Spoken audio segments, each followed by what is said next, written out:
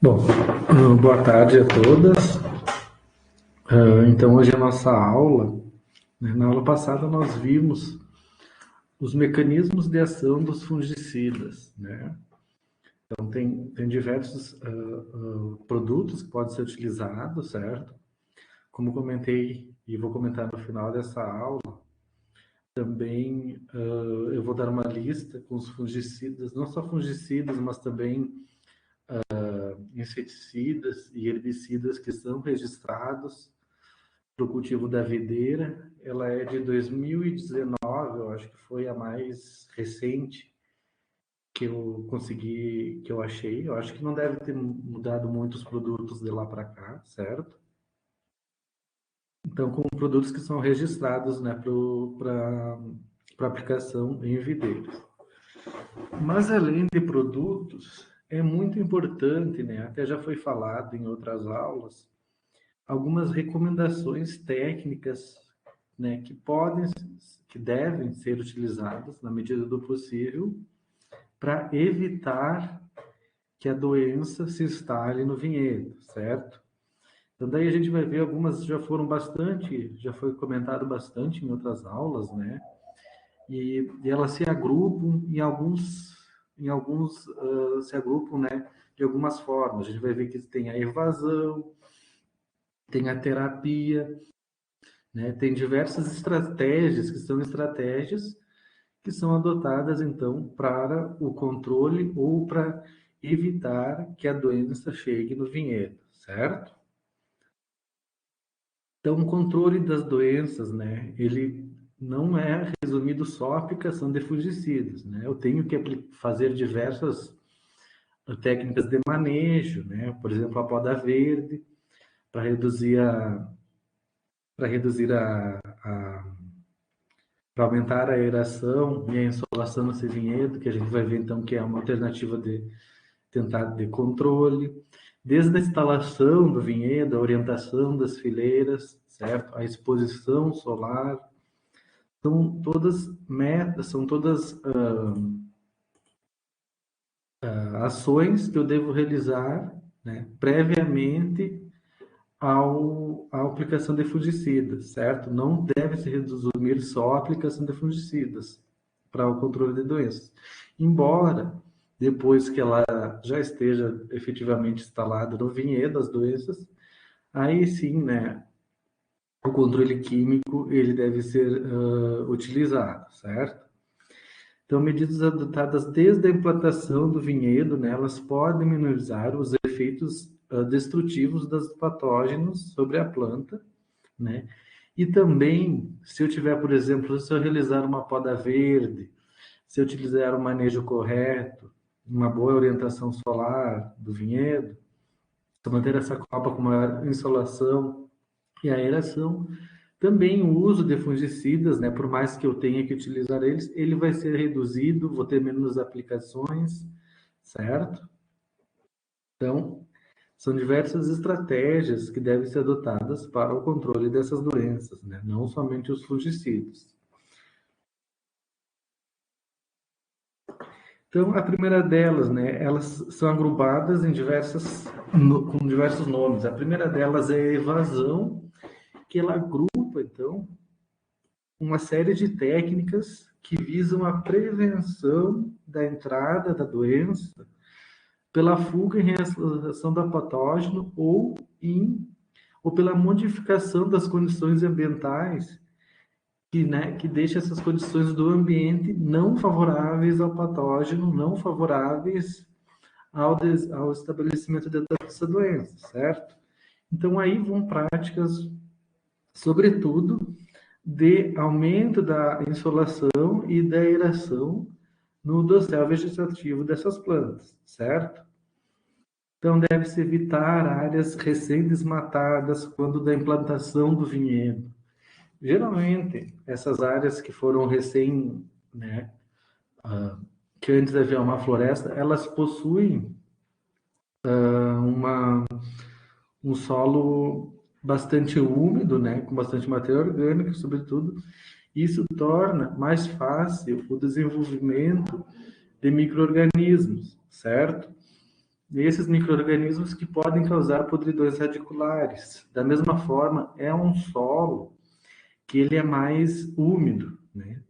E essa umidade também irá facilitar, então, né, a ocorrência dessas podridões radiculares desses fungos, certo? Na escolha do local, né, nós já falamos alguma coisa sobre isso na disciplina de manejo da videira, mas é sempre importante salientar, então, a utilização de áreas bem drenadas, certo? De preferências que sejam de meia encosta, não muito declivosas, porque daí eu vou ter problemas de perda de solo, de erosão, mas sim que tenham um declive entre 2 a 5% aproximadamente, para que dessa forma, né, a água acabe não se acumulando no terreno, né? No caso de eu ter uma área de baixada, além de ter problemas com geadas, porque é onde se deposita, né, se acumula o vento frio que ele é mais denso, né? Eu também pode ter problemas com acúmulo de água, certo? E isso resultando então em maiores problemas em relação às doenças, né? Então, se for usar uma área de baixada, muito importante talvez avaliar a necessidade de instalação de drenos nessa área, certo? Visando reduzir essa umidade. Também evitar terrenos expostos ao vento frio, certo?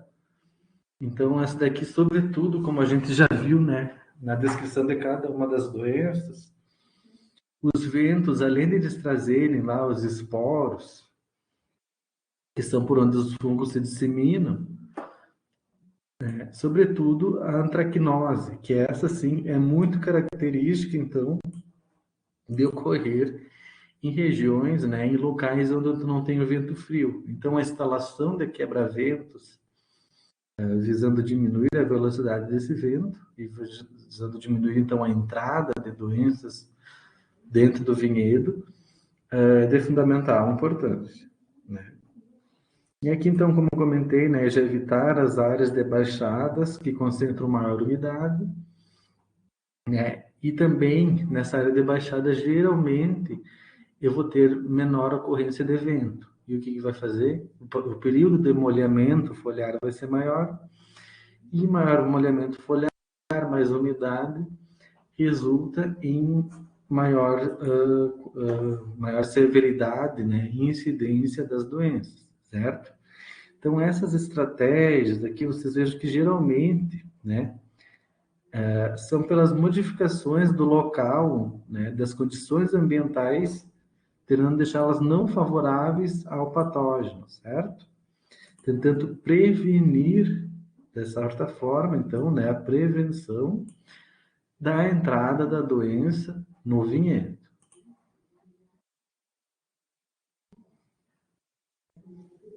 né? Então, vocês observem aqui nessa imagem, né? Esse seria um local bastante interessante para instalação do vinhedo, certo? É uma área de meia encosta. Aqui eu já teria um quebra-vento, certo? Claro, aqui não dá para ver a orientação solar dele. Depois a gente vai falar da orientação. Mas é uma área que vocês observam que tem um certo declive, certo? Então, aqui nessa área, é interessante vocês nunca instalarem, né, as linhas na direção do declive, né, na pendente. São sempre instalar linhas, né, que sejam na perpendicular, né, visando evitar os efeitos da erosão. Mas, claro que nesse caso vocês também vão ter que observar a questão da orientação solar, que a gente vai falar na sequência, certo? Aqui nessas áreas, então, que são bastante mais úmidas, né? Áreas de baixada, aqui, como vocês observam, aqui naturalmente vai ter um acúmulo de água, certo? No período, e isso vai fazer, então, essa água, essa maior umidade, vai fazer com que aumente a incidência dessas doenças, né? Então, áreas não adequadas para a viticultura, né? Como vocês têm ali as doenças de raízes que a gente falou na penúltima aula, né? Sobretudo o fusário, que é o mais comum aqui na região, certo? Então, também é uma estratégia de evasão. Aqui, então, né, falando da questão da orientação solar, né? O sol aqui, vocês, né, tem que saber que ele, para a nossa região aqui de Santa Catarina, do Planalto Catarinense, ele nasce ele está no norte, né? Por exemplo, ao meio-dia ele não está exatamente sob né, eles não fazem uma linha reta, nós estamos sempre olhando ele por norte, porque ele estaria exatamente, né, na perpendicular se estivéssemos na linha do Equador. Como estamos mais abaixo, né, para ficar exatamente de frente para ele tem que ser o norte. Por isso que então, né, quando tiver áreas de declive, tem que ser sempre as faces que estejam voltadas então, né, para o norte, para o leste ou para o nordeste, que é onde o sol então, né, vai nascer e vai se pôr ao longo do dia, certo? Isso aqui não é a orientação das linhas, tá? É a orientação do vinhedo, tá? Depois das linhas a gente vai falar mais para frente. E nunca as faces, né? Então aqui voltar lá por exemplo, que seja para o norte, então para o Paraná, né? São Paulo, porque é daquele lado, naquela direção que o sol nasce e se põe, certo? E nunca para o sul, né? Nunca para, por exemplo, o Rio Grande do Sul, né? Argentina, Uruguai, porque não, esse lado ele vai ficar sempre sombreado, né? Mais sombreado comparativamente ao lado da exposição norte, certo? Exposição do vinhedo, lembrando, não é das linhas de cultivo. Agora sim, aqui nós temos a exposição das linhas de cultivo, né? Então, qual que é o ideal, o recomendado? É que seja a exposição norte-sul, né? Desculpa, orientação norte e sul, porque daí o sol vai nascer no leste e vai se pôr no oeste, certo? Então, eu vou ter todo dia, né? Durante o sol da manhã pegando desse lado das plantas, né? Certo? E depois, então, do meio-dia, ele vai pegar mais sob a copa, mais sobre a copa, e no final, então, sobre esse lado, sobre o final do dia, certo? Diferentemente, se eu tivesse uma exposição leste-oeste, o que ia acontecer? Somente essa planta que o sol nascer no oeste, desculpa, no leste, e se pôr no oeste. Dessa forma, o que aconteceria? Né? Eu estaria somente essa primeira planta aqui e essa segunda planta que receberiam mais, desculpa, essa última planta que receberiam mais sol. E o restante das outras seriam umas sombreadas, né? Essa primeira e acabar fazendo sombreando sobre as demais plantas, certo? Então, por isso, deve-se evitar a orientação leste-oeste. Aqui sim, daí, me referindo à orientação das fileiras ou das linhas, né? Então aqui o que acontece, por exemplo, né? Uma planta ia acabar sombreando a outra, né? Outra coisa que é muito importante às vezes também, e a gente não se dá conta, é da instalação do quebra-vento, né?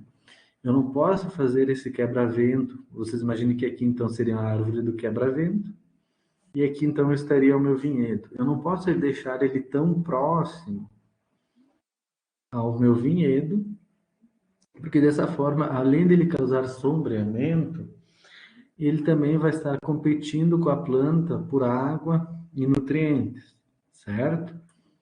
As raízes dele. E como geralmente o quebra-vento ele é bem maior do que a videira, né? Ele tem raízes mais agressivas. E esse é um aspecto do que deve ser levado bem, bastante em consideração, certo? A distância do vinhedo com o quebra-vento.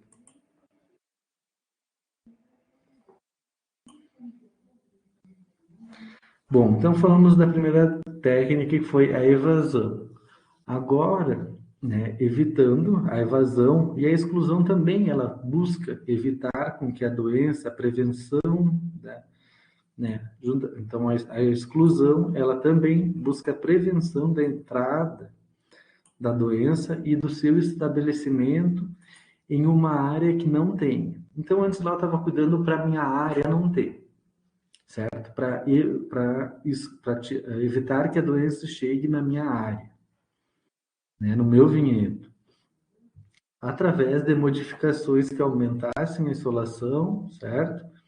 Modificações mais do ambiente, vamos dizer assim, certo? Que aumentasse a insolação e aumentasse a aeração.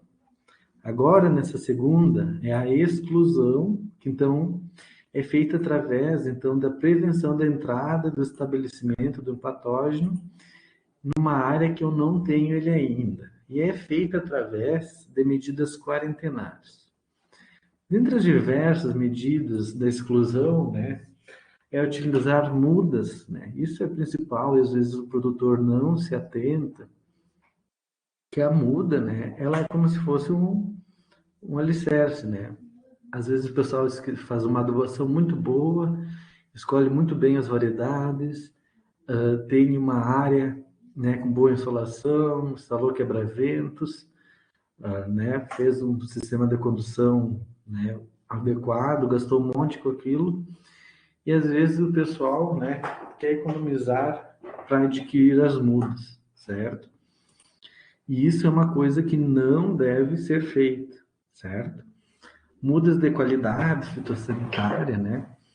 Então daí tem são de fundamental importância, porque como nós vimos, né, nas doenças de lenho, como fomopsis ou doenças vasculares, às vezes a doença lá demora em torno de 3, 4, 5, 6, 7, 8 anos até para começar a se manifestar.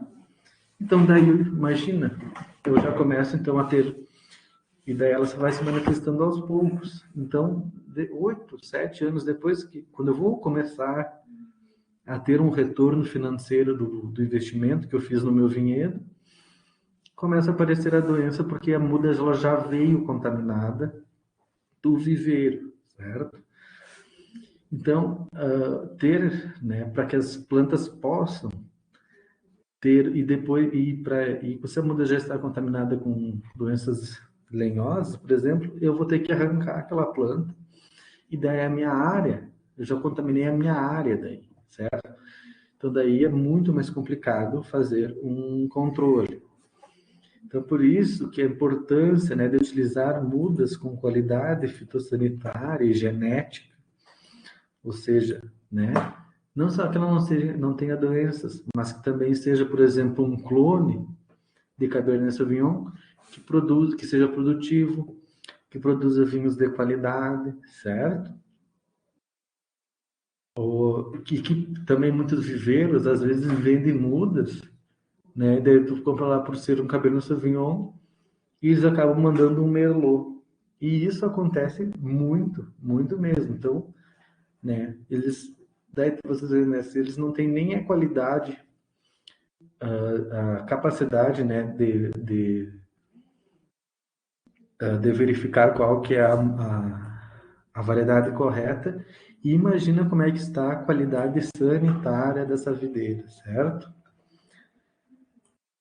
Então, também, outra medida de exclusão, né, a prevenção da entrada do estabelecimento é através da desinfestação periódica das ferramentas durante a duração da poda, porque o que pode acontecer durante a poda? Eu vou lá nos meses de fevereiro, de agosto, setembro, realizo a poda, e uma planta está infectada com alguma doença vascular, né? Que daí, então, ela só está com ela não tem sintomas visuais externos, somente internos, ou às vezes nem começa a apresentar esses sintomas internos.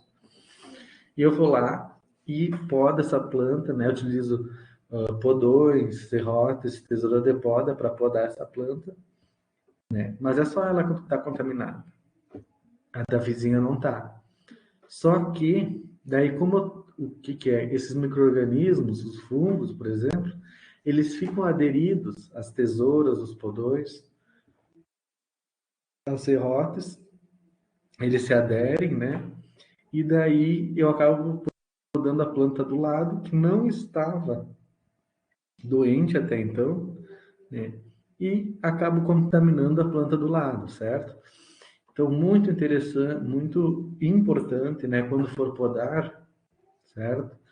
Fazer a desinfestação, né? Você pode usar diversos produtos, né? Dessas ferramentas, como o álcool 70, o hipoclorito de sódio 1%, a amônia quaternária. Vocês têm uma série de produtos sanitizantes para essa finalidade, né?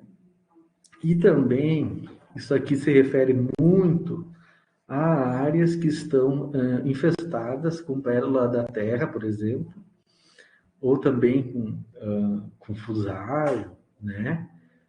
Que são doenças de solo, né? Mas muito importante com pérola da terra, né? Isso é o principal meio de disseminação da pérola da terra. De efetuar então a desinfestação dos implementos de rodas e tratores, certo? Após o trabalho numa área contaminada com fungos de solo, e não só com fungos de solo, mas também com pragas, né? Com insetos, como é o caso da pérola da terra, certo? Então, vocês sabem que a Embrapa ela tem um programa de dar uma certificação para essas mudas,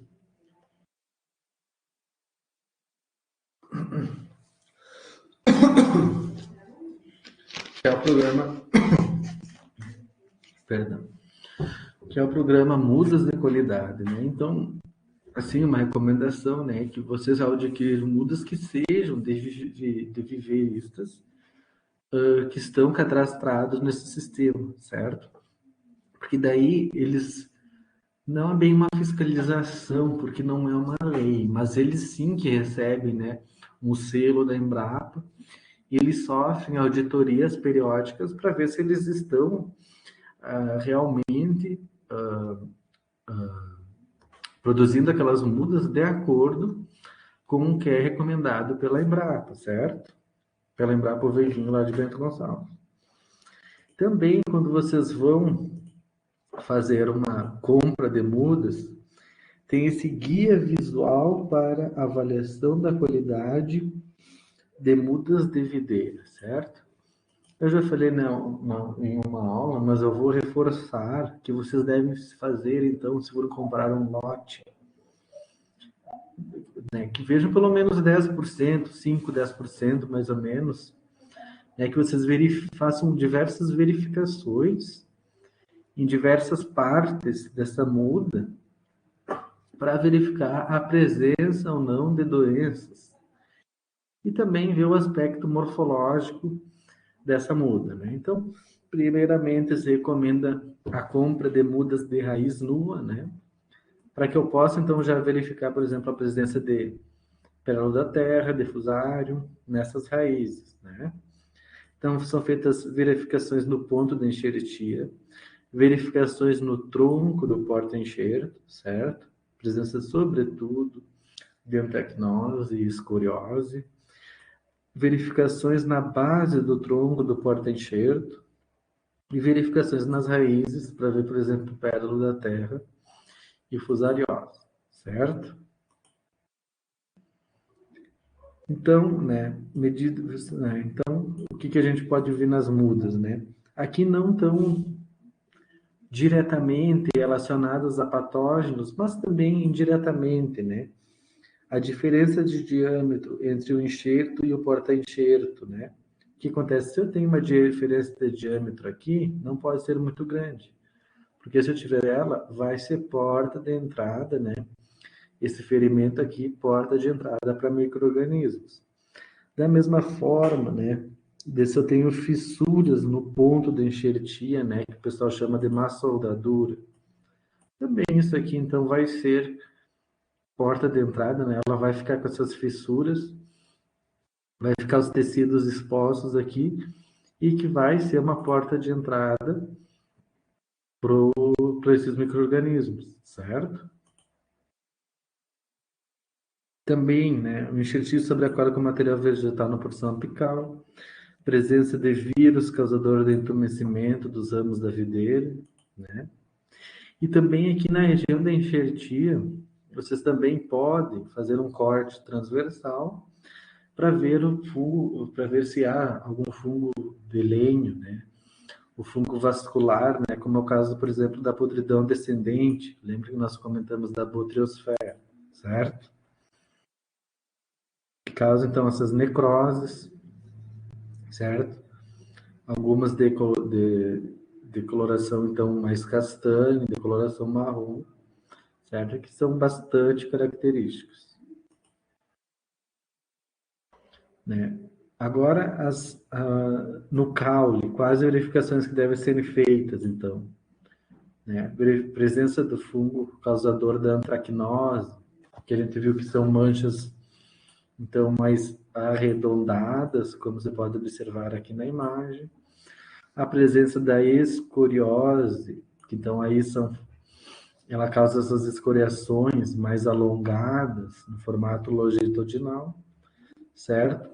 A assimetria, né, acentuada no tronco, também é o seu ponto importante de ser verificado.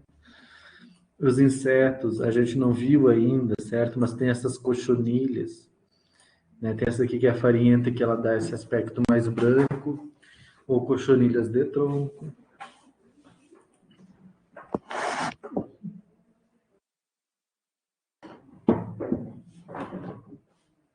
Também vocês fazerem um corte com a remoção da casca, para verificar então a presença dos vírus causador de caneluras no tronco.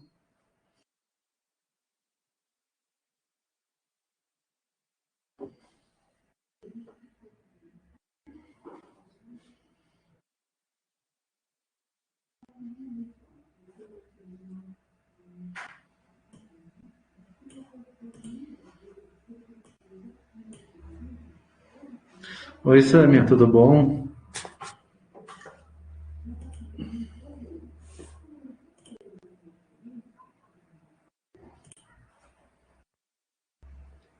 Você está me ouvindo, mas eu já tinha iniciado a aula há um tempinho, mas daí ela está sendo gravada, tá? E daí tu pode ver as primeiras meia horas aqui antes, certo? Tá certo. Boa tarde, professor. Boa tarde. Hoje eu estou de máscara aqui, voltamos aqui para o IFSC, daí aqui temos que usar máscara ainda, certo? Mas tá, Ah, tá. Eu estava estranhando. Eu falei, nossa, mas por que a máscara? mas dá para me ouvir tranquilo, dá para me ouvir? Sim, sim, dá para ouvir perfeitamente. Tá certo. A Eu vou aula dar- hoje é qual é o tópico? Hoje nós falamos, eu falei nós falamos na última aula da parte de mais de fungicidas, né? Sim. Hoje a gente está falando de outras medidas que são utilizadas para o controle das doenças, né? Que a gente também já falou durante a disciplina bastante, né? Então, a orientação solar, a evitar áreas mal drenadas, né? Certo? Daí tu pode dar uma recapitulada aqui antes, né? Mas a gente também já falou, de certa forma, né? Já falamos indiretamente desses aspectos tanto do manejo, né? Que pode ser feito, da escolha do local adequado, né? Aqui eu estava falando da questão da aquisição de mudas de qualidade, certo? Era o tema que eu estava falando. Depois a gente vai falar também de práticas culturais, certo? Bom, acho que essa me caiu. Bom, vamos dar continuidade, certo? Né? Então, também fazer a conferência dessas mudas, né?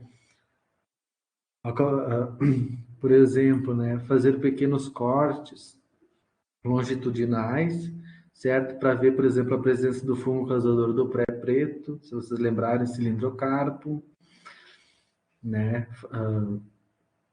Então, ele dá essas manchas de coloração marrom, preto, marrom escuro, preto, quase, certo?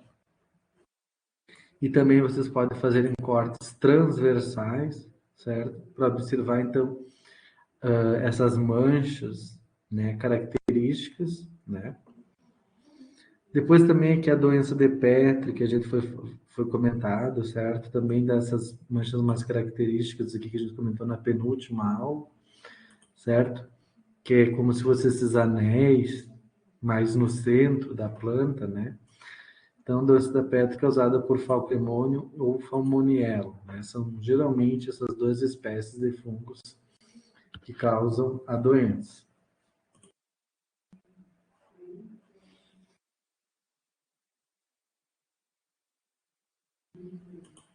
Outros aspectos, então, né, ferimentos na base das raízes, raízes com excessivo diâmetro. Aqui mais uma questão da morfologia, né, nem tanto do aspecto fitossanitário, mas importante para vocês observarem, né. As raízes que ficam com as radicelas, né, com as raízes só por um canto, né, isso aqui se chama assimetria radicular. E é algo também que, né, que deve ser evitado, porque então o que, que vai ser? Essa planta ela vai acabar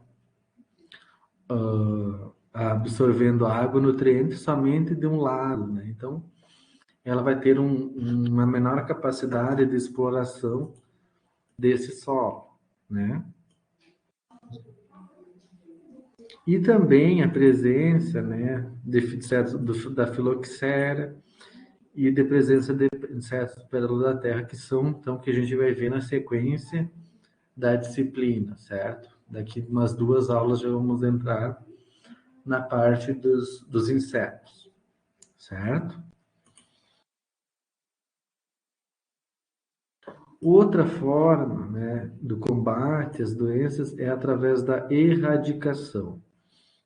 Na erradicação, o que se visa, então, é a eliminação completa de um patógeno de uma região, certo?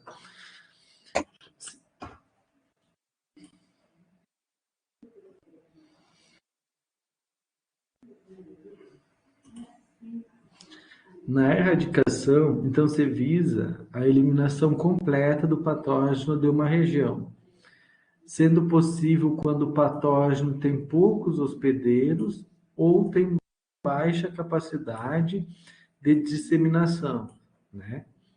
Então, a erradicação aqui já é, diferentemente das outras medidas, né? Eu já estou aqui tentando evitar, antes eu estava tentando evitar o estabelecimento. Agora eu estou tentando reduzir os danos que esse patógeno causaria. Mas para ser eficiente, então, esse patógeno não pode ter ter outros, né? Ele tem que ter poucos hospedeiros ali. O que no vinhedo vai ser difícil de conseguir, porque de maneira geral no vinhedo, né, nós temos uma grande população de plantas, né?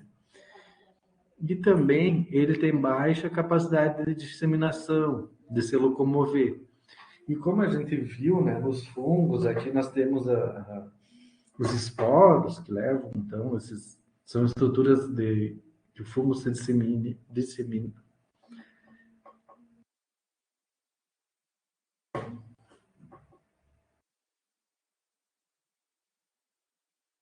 Os esporos que são as estruturas que o fungo se dissemina, né? Então, de maneira geral, eles têm alta capacidade de, de disseminação, certo? Então, o que pode ser feito, né? Quais que são os manejos?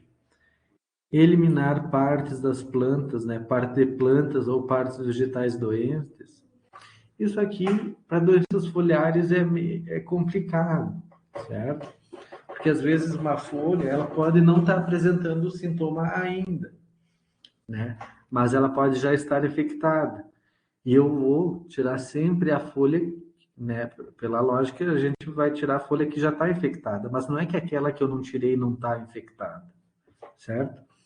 Não significa isso. Então, é meio difícil esse controle, certo? Acho que eu vou desligar minha câmera aqui. A eliminação dos restos da poda, esse aqui é bastante importante e eficaz, sobretudo.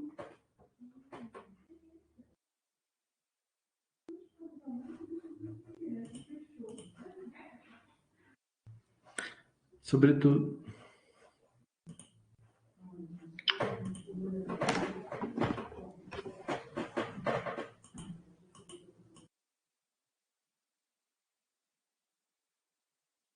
Professor?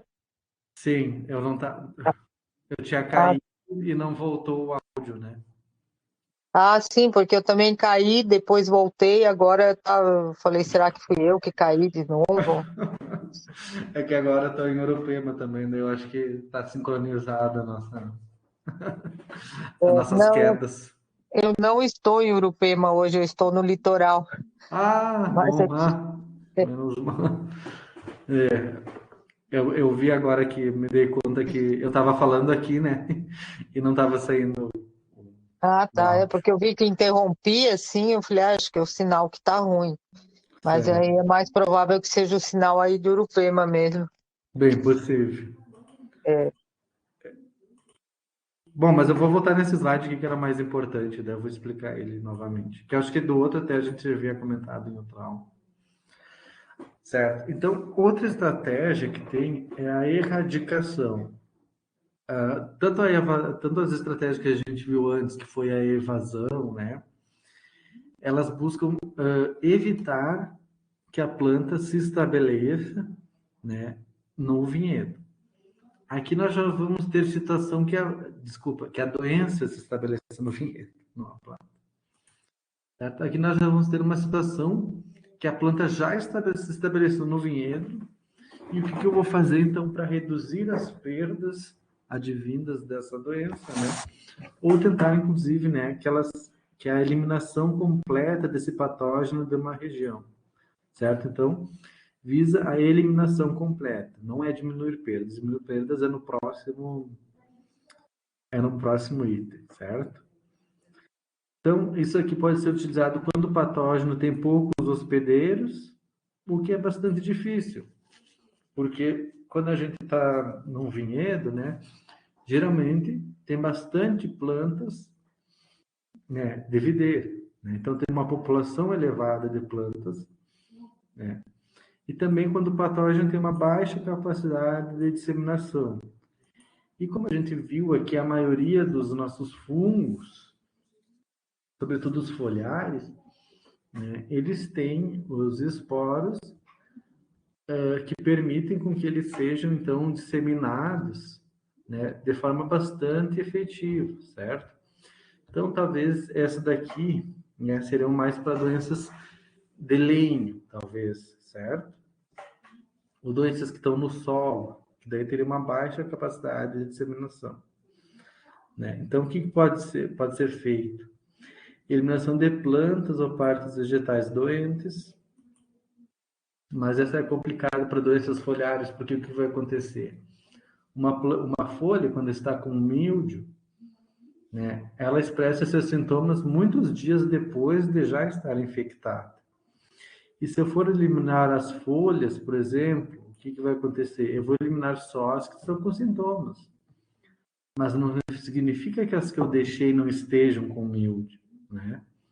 Então é meio complicado essa eliminação de plantas, né? Agora, por exemplo, se eu tenho lá um ramo que está com uma doença vascular, como nós vimos na aula anterior, né? Aí sim, se eu eliminei, por exemplo, aquela planta ali e as do lado não estão contaminadas, fica mais difícil, né? Fica mais fácil fazer a erradicação dessa doença, certo?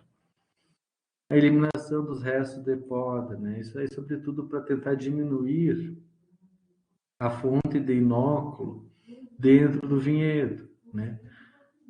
Então, a eliminação, sobretudo para a questão da antracnose, para a escoriose, como nós vimos, é bastante efetivo fazer a eliminação dos restos da poda, que devem serem queimados, né, ou enterrados, enfim, devem ser retirados do vinhedo.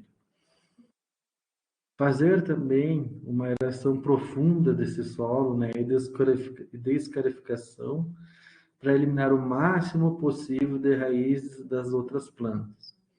Mas essa aeração e escarificação, ela deve ser feita somente depois de que não esteja, tipo, antes do plantio, quando eu vou preparar o solo. Depois, não se deve fazer mais arações no solo, porque não se deve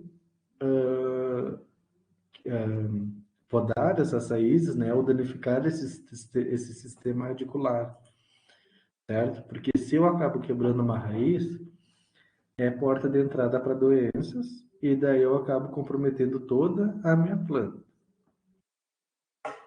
Também, né, antes de estabelecer o pomar, né, o vinhedo, né, pode fazer essa desinfestação física do solo com a solarização. Eu não sei se vocês conhecem esse método de desinfestação, né, mas por meio de eles pegam, colocam uma lona. Alguns trabalhos dizem que a lona preta é melhor, outros dizem que a lona plástica transparente, ela é melhor.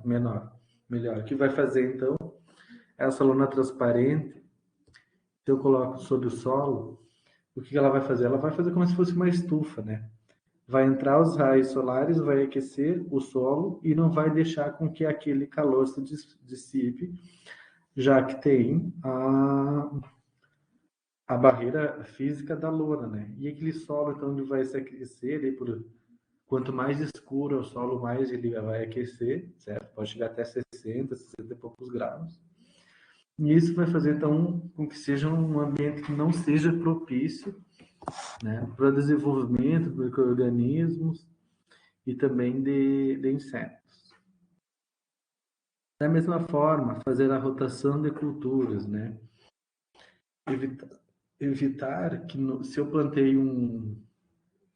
de plantar num vinhedo, numa área que já houve um vinhedo antes, certo? Mas muitas vezes isso não é possível, porque o produtor ele não tem outras áreas disponíveis.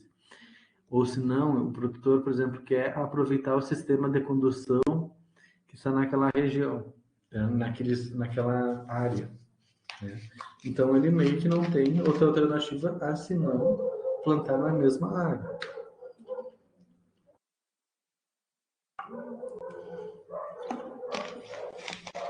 No caso de ter que acontecer isso, né, então é recomendado que pelo menos um ano, melhor se for dois, mas pelo menos um ano, você faça o pousio, certo? Ou deixe pelo menos um ciclo vegetativo, né, com plantio ali só de plantas de cobertura, né, que não seja videira, né, por evitar, por exemplo, se aquela área está contaminada com fusário, certo?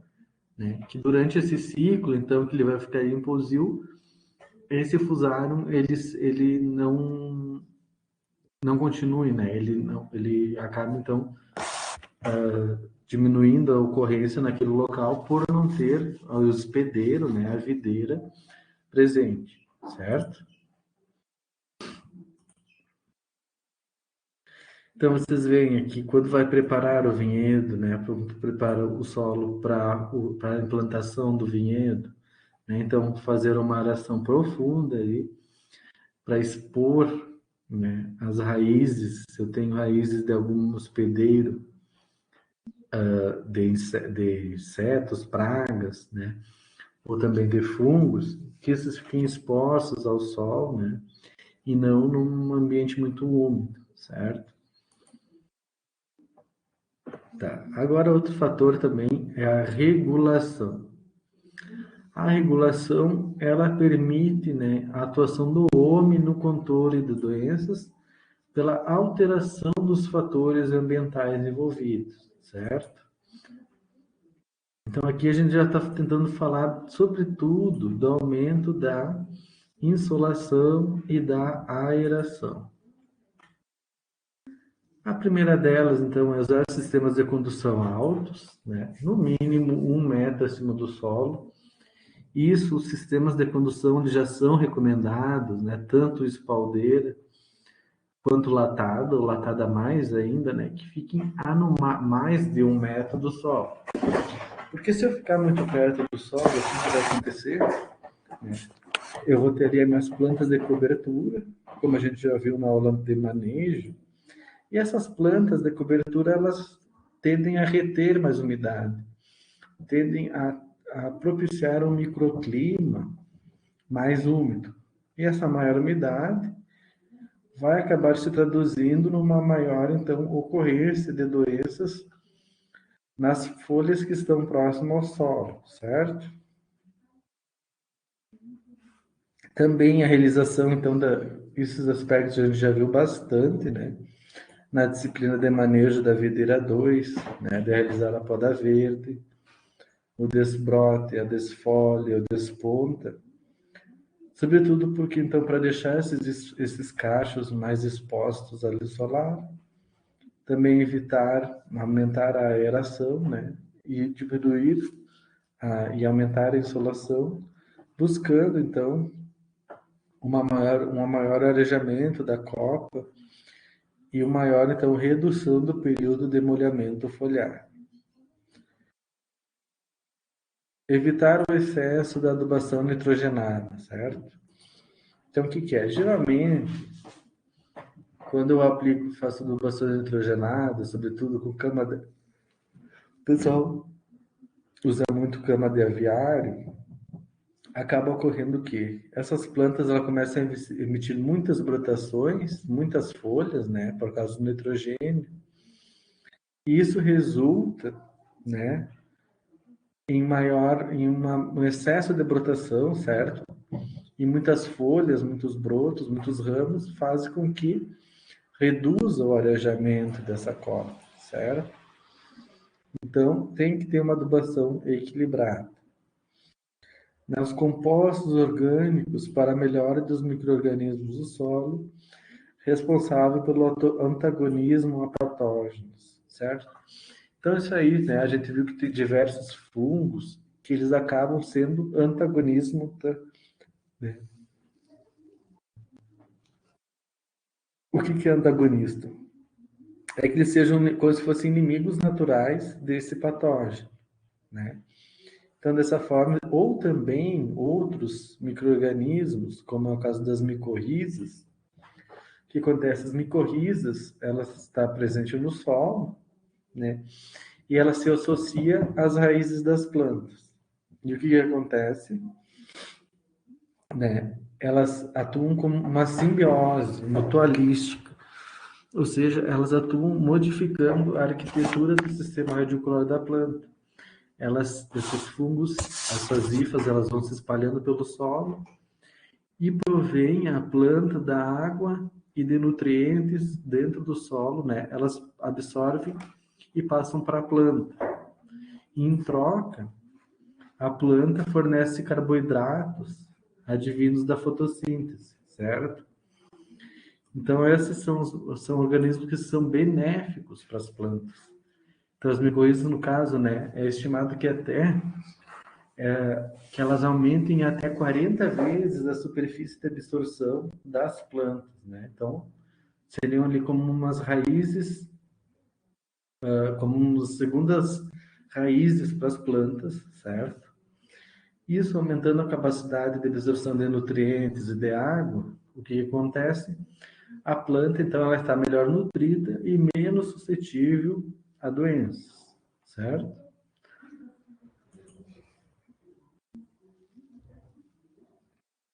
Da mesma forma, deve-se evitar a utilização de herbicida nos 3 primeiros anos do plantio, porque quando a gente viu, então, as mudas, elas são mudas ainda, né? Plantas muito jovens, e esses herbicidas podem acabar, então, né, prejudicando o desenvolvimento dessas plantas, né? E deixando elas menos vigorosas e resultando, então, em maior suscetibilidade à ocorrência da doença por parte das mudas. Também a utilização de quebra-ventos em locais expostos a ventos constantes, né? Como falado, então, da antracnose, ela é muito relacionada ao vento.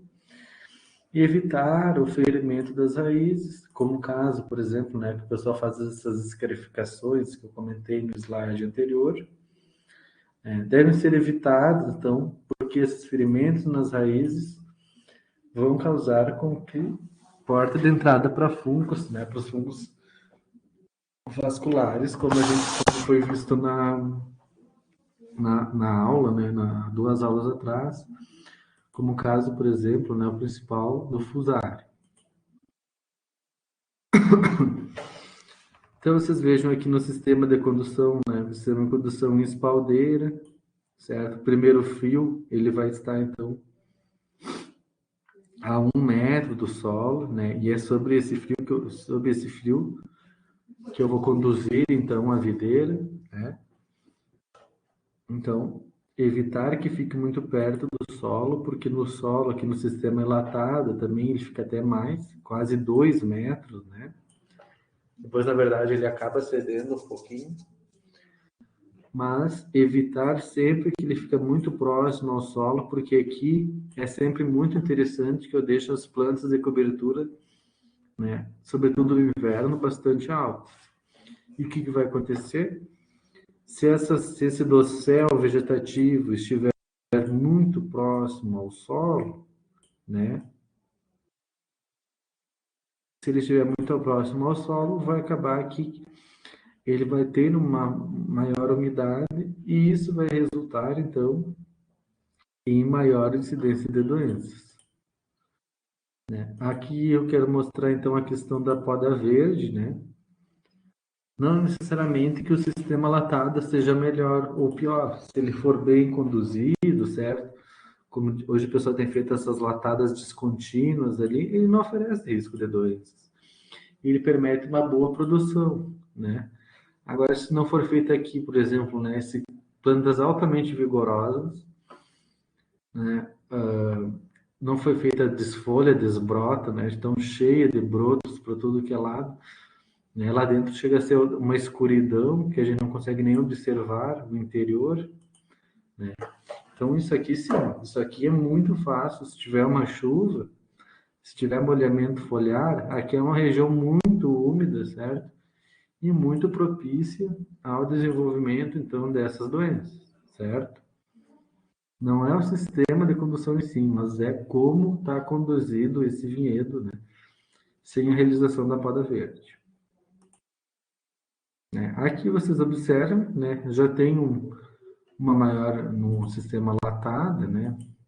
Aqui eu já tenho, então, uma, uma maior incidência de sol, né? E maior incidência também, ocorrência de eventos, né? Ele penetra com maior facilidade e dessa forma, então, eu reduzo a incidência dessas doenças. Aqui, então, o sistema, né, vocês observam, foi feito aqui a desfole, então pode se observar, certo? Né? Um pomar, um vinhedo super bem conduzido, né? Não tem um excesso de ramos, está super bem, né? Então, né, você nota, comparado com essa imagem, essa daqui com essa daqui, como existe uma maior insolação, como existe uma maior circulação de ar, e isso fazendo, então, com que reduza a incidência das doenças, certo? Então, aqui, ó, eu estou controlando os fatores ambientais, não estou? Eu estou controlando a insolação, eu estou controlando a aeração, certo?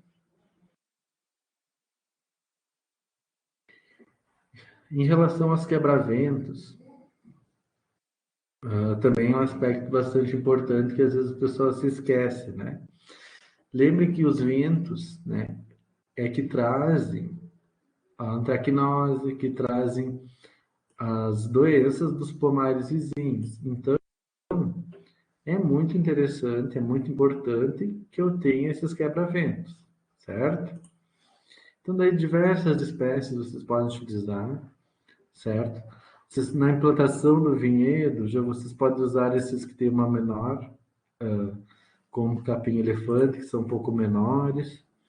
E depois, então, vocês já podem plantar, inclusive, espécies mais arbóreas, como é o caso, por exemplo, de eucalipto, das casuarinas, certo? Que podem ser plantadas, então, visando diminuir a velocidade do vento e também diminuir a entrada dos esporos da doença. Inclusive, pode-se utilizar aqui quebra-ventos artificiais, certo? Bom, Agora, uma outra estratégia de controle é a imunização. O que é a imunização? É a utilização, sobretudo, de variedades resistentes, né, que sejam resistentes, imunes ou tolerantes. Qual é a diferença? A resistente é uma variedade que ela não vai expressar os sintomas da doença, certo? Já a variedade tolerante, ela até expressa os sintomas da doença, mas a doença, né, ela tolera mais essa doença. O que significa? Que geralmente não resulta em danos econômicos significativos.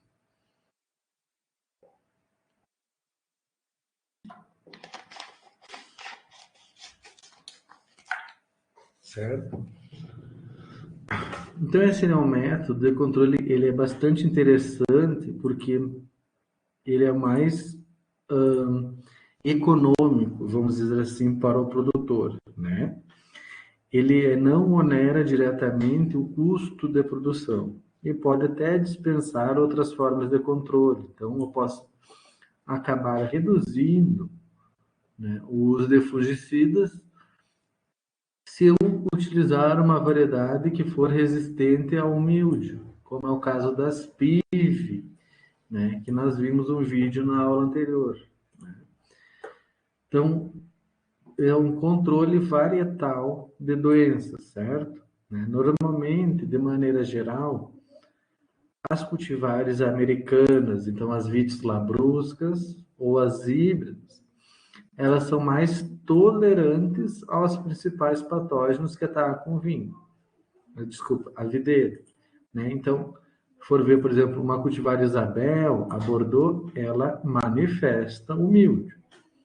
Porém, ela não necessita tantas aplicações como, por exemplo, uma cultivar que é super suscetível, né? Como exemplo, a Pinot Noir, certo? Então, a Isabel é mais tolerante em relação ao mildio. Também falando um pouco de porta-enxertos, né? Falando, por exemplo, do Paulsen 103, que é o porta-enxerto mais utilizado aqui na região. Esse sim, esse é resistente ao fusário, que foi a doença que nós já comentamos aqui na disciplina, né? Porque ele não expressa a doença, nem em menor escala, nem em maior escala. E, então, ele é completamente resistente, que é diferente de tolerância. Né? Então, nós temos também aí as BRS Vitória, BRS Isis, que são cultivares lançadas pela Embrapa Veivin e que têm tolerância, né? Não é resistência, é tolerância ao mildio. Né? Então, aqui, como é que eles fazem, né? Como é que eles conseguem, eles verificam essa tolerância? Vocês vejam aqui, né? Isso para controle de doenças. Né? Quais variedades, né? Então, vocês veem várias espécies de vites aí, e que são utilizadas, por exemplo, para cultivar escopa. Né? O pessoal utiliza bastante a vitis labrusca em cruzamentos. Isso aqui é o que é utilizado em cruzamentos para ter uma variedade resistente a uma determinada doença. Então, geralmente, o pessoal utiliza bastante o que? Vitis vinífera, porque geralmente é o que a gente quer, né? É que seja uma uva para vinho, que seja com uvas características de vitis vinífera, certo? Então, é ela que vai dar características, por exemplo, de aroma, de sabor, certo? Mas a gente também usa outras espécies aqui, por exemplo, as vitis labrusca, no cruzamento, para que ela dê característica de resistência. Então, vitis riparia, vitis rupestres, vitis berlandieri, essa daqui muito utilizada no porta-enxerto, certo? São utilizadas, por exemplo, a berlandieri e a riparia rupestre, para conferir resistência à filoxera, né? Ou também, né, como é o caso do Paulson 03, por que isso é utilizado para porta-enxerto? Né? porque ela confere resistência ao fusarium. Já para porta-enxertos, eu não vou utilizar a vitis vinífera, porque eu não quero saber das características de copa do porta-enxerto, eu quero saber das características de porta-enxerto, ou seja, de raízes, certo? Nessa outra figura, vocês observam, então, a genealogia das cultivares de uvas de mesas resistentes ao míldio, né, que foram utilizadas para compor, então, que são os parentais, que a gente chama da BRS Vitória e da BRS Isis, que são cultivares da Embrapa, lançados pela Embrapa Uva e Vinho, e que possuem, então, tolerância ao míldio, certo? Então, vocês observam que, inclusive, foram utilizadas ali, né, nos cruzamentos, né, algumas que a gente conhece. Por exemplo, olha aqui, ó, tem Concorde, certo? Tem Seibel, Moscato Rosa, certo? Então, foram feitos cruzamentos, né? Esses cruzamentos, então, depois foram feitos outros cruzamentos e resultaram, por fim, né, na BS Vitória e na BRS Isis, certo? Inclusive tem outra, a Vênus aqui, né? O que a Vênus deu? A Vênus possivelmente deu o sabor, né? Um sabor, a Vênus e Niágara Branca, né? Um sabor mais característico, a gente, de aromas, né? Fortes, e sabores, né? A Vênus também, a película da cultivar Vênus, ela é preta, né? Ela é escura, e a BRS Vitória, então, herdou essa característica de película escura, certo? E vocês vejam aqui onde está em coloração laranja, né? Indica menção ao progenitor com cultivar com resistência alta ou intermediário ao míldio, certo? Então, por exemplo, a Vênus, Viagra branca, certo? Essas outras aqui possuem bastante resistência ao míldio e que passaram, então, né, esses genes de resistência tanto para a BRS Vitória como para a BRS Isis, certo?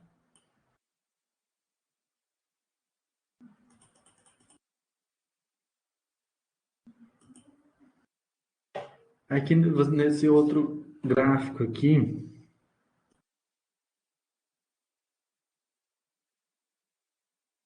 né? Então vocês observem esses gráficos, eles mostram as curvas de progresso da doença do milho nas cultivares Villar Blanc, que seria então a cultivar que é totalmente resistente ao mildio, certo? E a Thompson Seedless, que ela é suscetível, mas é uma cultivar de mesa interessante, né? O pessoal cultivava bastante no Nordeste. Hoje não é tão mais cultivado como antigamente, porque estão sendo bastante substituídas por essas da Embrapa, certo? Mas então nós temos o padrão de resistência e o padrão suscetível, certo? E comparadas com as cultivares Isis e BS Linda. Então, olha só, né? E esse experimento, então, ele foi realizado em 2 épocas, em janeiro a março e de maio a junho. Janeiro a março, primeira época, a segunda época, maio a junho. Então, vocês observam que aqui, né, e realizado em casa de vegetação, em Jales, lá em São Paulo. Então, aqui, logo, né, no início, aqui vocês têm a severidade e aqui vocês têm os dias aparecimento dos sintomas, né? Então, vocês observem aqui, por exemplo, a Thompson Seedless, que é o padrão suscetível, né? Logo nos dias após o aparecimento da doença, logo no início, ela já chegou com uma elevada severidade, né? Então, a doença já chegou de forma muito severa, de forma muito intensa, né? Aparecendo seus sintomas e causando prejuízos, né? Redução da produção e da produtividade. Enquanto que na Villar Blanc, né, ela é mais resistente, né? Então, só a partir dos 42 dias foi que ela foi ter problemas, foi aparecer os sintomas. E mesmo assim, esses sintomas, quando apareceram, foram muito menos intensos, né? Muito menos severos do que em relação a Thomson Sidless, certo? E se vocês forem ver, aqui tanto a Isis como a Vitória, elas demoraram mais tempo para aparecimento dos sintomas, certo? Não tanto quanto a Villar Blanc, que é padrão resistente, mas muito menos do que a Thompson Sidless, certo? Então, elas são chamadas tolerantes, né? Elas ficam ali naquele intermediário entre a resistente e a suscetível, certo? E agora vocês vejam aqui outro aspecto importante. É que em relação, aqui na primeira, esses dados que eu apresentei, foi para o período mais chuvoso. Aqui, no caso de um período menos chuvoso, que foi de maio a junho lá em São Paulo, que eles têm menos chuvas nesse período, a Villar Blanc, que é o padrão resistente, nem expressou sintoma, não teve, né, não teve nem ocorrência não teve ocorrência da doença. Enquanto que para BRS Vitória e BRS Isis teve, mas em severidades muito baixas, certo? E após mais ou menos os 42 dias, né, após o aparecimento dos sintomas. Enquanto que para o padrão suscetível, mesmo eu tendo uma condição ambiental uma condição ambiental que não favoreceu a doença, mesmo assim a doença ela demorou mais tempo para aparecer, de fato, comparado à primeira época que era mais favorável ao aparecimento. Porém, ela sim demorou mais, mas também chegou ao índice 9 de severidade, ou seja, a severidade bastante alta, justamente porque ela é suscetível.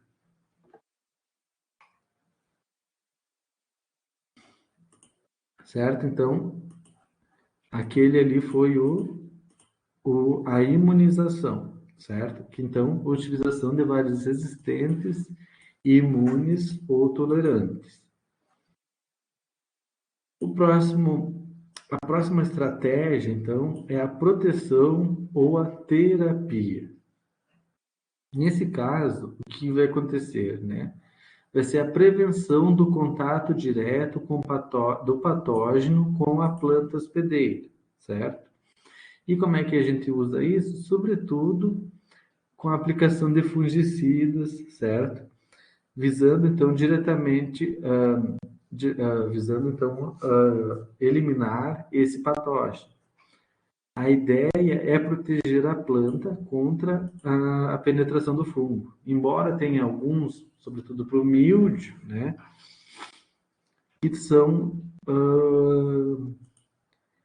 eles são curativos, ou seja, depois que, né, eles só não protegem, mas depois do que a doença está estabelecida, ele também consegue reduzir a taxa de desenvolvimento desse fungo, certo?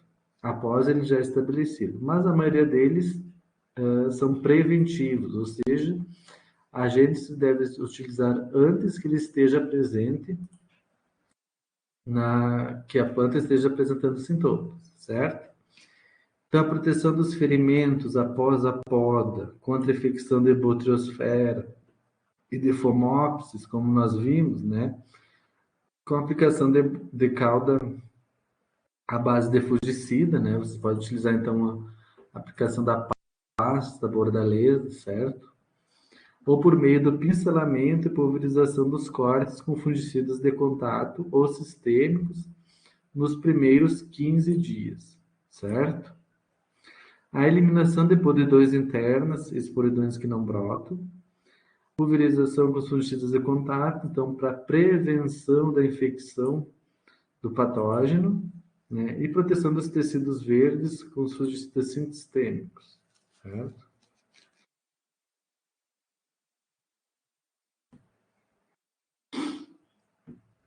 Mas nesse aspecto é sempre importante lembrar que o uso de defensivos agrícolas, né, ele deve ser feito sempre, né, com parcimônia, né?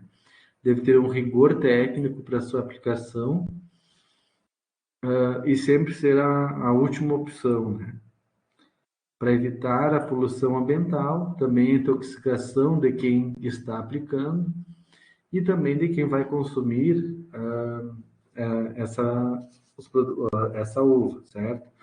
Seja lá se for o consumo in natura ou também, inclusive, para a elaboração de vinhos, porque se eu aplicar um produto e não respeitar o período de carência, né, eu posso depois acabar tendo paradas da fermentação lá, por causa que esse fungicida vai estar agindo contra as leveduras, né? Então, a maioria dessas doenças, elas, como comentado, ela deve ser controlada preventivamente para evitar perdas na produção e assegurar um bom desenvolvimento vegetativo no próximo ciclo.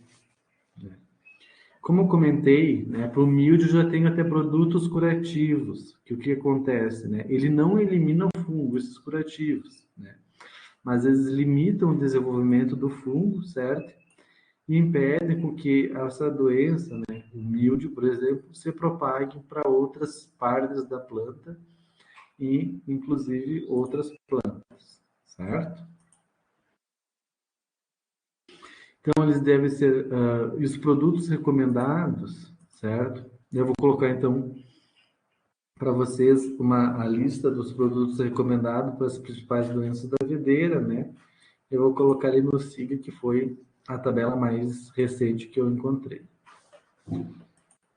certo? Então, aqui, né, agora que a gente está encerrando essa parte de doenças, né, vocês vejam, por exemplo, aqui a antracnose. Quando que eu vou ter mais problemas? A antracnose, ela vai lá desde das primeiras folhas, né, no estágio lá de ponta verde, até lá quando tem os frutos, né, até lá perto da maturação.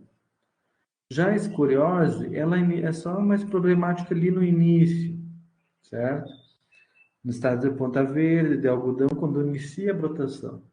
Depois lá, ela acaba já não sendo tão preocupante assim, embora ela também apareça em folhas, certo? Quando tem ataques mais severos.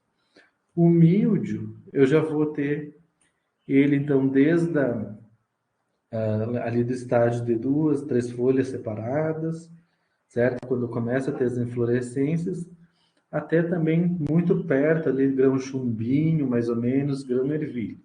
Depois, na maturação, ele também já não é tão prejudicial, certo? Depois aí sim, as podridões sim, daí eu já vou ter, já vai ser quando eu tenho flores e frutos que elas vão correr mais, a podridão cinzenta, podridão da uva madura e a podridão amarga. A mancha das folhas, lembrando que a mancha das folhas ela é mais característica das cultivares americanas, certo? São mais suscetíveis. E o que acontece, né? A mancha das folhas ela já dá mais ali depois que eu colhi, né? É uma doença bem de final do ciclo. Depois que eu colhi a planta, depois que eu colhi os frutos, né? A uva, é que o pessoal se esquece, né? Acaba abandonando o vinhedo, né? Depois que é colhida a uva, abandona o vinhedo. E isso faz com que, então, aumente essa incidência da mancha das folhas e as folhas caem precocemente. E isso não é interessante, porque é muito interessante que as folhas permaneçam no vinhedo o mais tempo possível, porque daí ela vai fazendo fotossíntese e acumulando reservas, e no próximo ciclo vegetativo vai resultar numa planta mais vigorosa e com maior produção, certo? Então, a aula de hoje era isso. Um abraço e muito obrigado pela atenção.